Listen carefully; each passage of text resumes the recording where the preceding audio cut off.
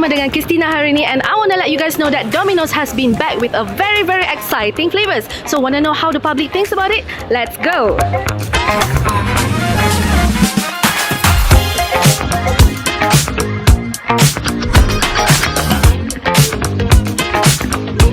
What is your first impression of trying this pizza?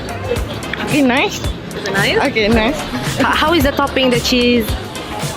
Okay, boleh juga. Okay, nice juga. Okay, are you more of a beef or chicken person? Chicken. Chicken. Yeah. Okay, alright. Ini kan cheeseburger pizza. So, apa yang korang rasa paling macam wow pasal pizza ni? Like nice lah, very nice. Very nice. Saya nak tanya, so apa beza dengan pizza-pizza sebelum ni yang korang pernah try dengan pizza yang anda tengah makan sekarang? Okay. Daging ke? Apa yang paling suka dekat sini? Cheese ke? Daging?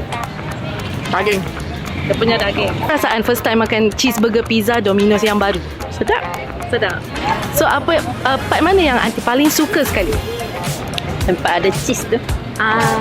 Okay. So ada tak rasa macam makan wow, ada benda pelik lah dengan pizza ni? Rasa yang orange ni apa? Dia punya sauce. Sos. Sedap.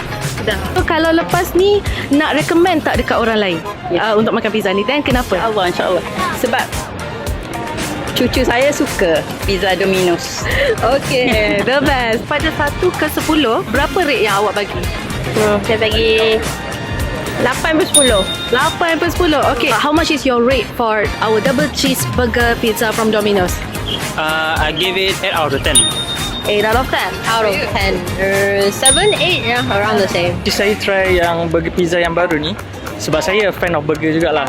So saya try once, memang rasa penuh dengan daging burger dekat sekeliling pizza tu, which is I like it lah.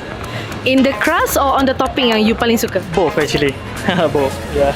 Okay, so my next question, I nak tanya. So as you know, Domino's is really known as pushing their boundaries. Diorang suka take risks, diorang suka experience dengan all the flavors. So what do you think about this cheeseburger pizza? Is it very unique?